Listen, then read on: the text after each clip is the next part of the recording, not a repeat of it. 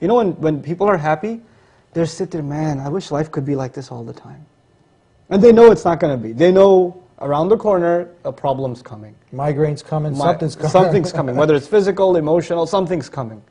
Just to know that there's nothing problematic coming. You know, one of my favorite places mentioned in Paradise is this guy who makes it to Paradise. Surah Al-Safat, he makes it to Paradise.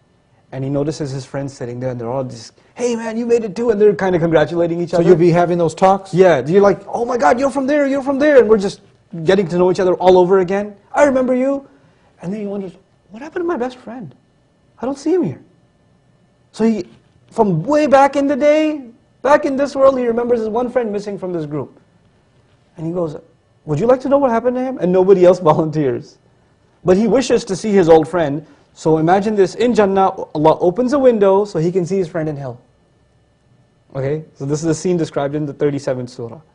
So he looks at the guy burning in hellfire, his best friend. You get to see this now. You get to see this from Jannah, because in Jannah you get anything you want, right? So he wanted to see his friend. Wish granted. You get a view into hellfire and you see your friend burning there. And he says, لَقَدْ كِتَّ تُرْدِينَ. You almost made me fall off the cliff too, man. He looks at his friend, doesn't say, you okay, can I pull you out? He doesn't say that. He said, man, you almost took me to the party with you.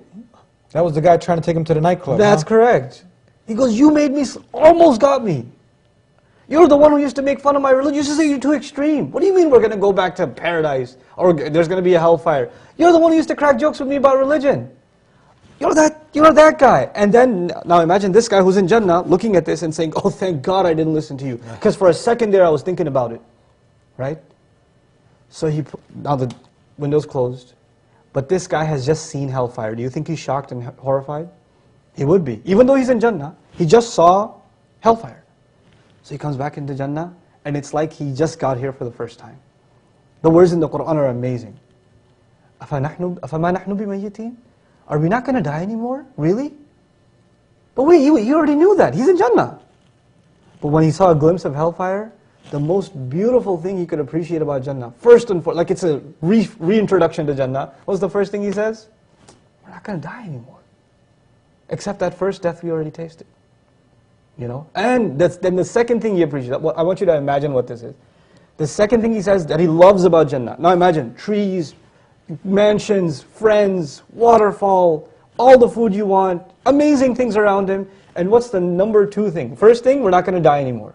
What's the number two thing? He says, this is the most amazing thing ever. Number two reason, we're not going to be tortured. There's no more pain.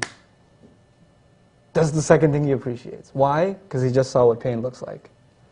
SubhanAllah.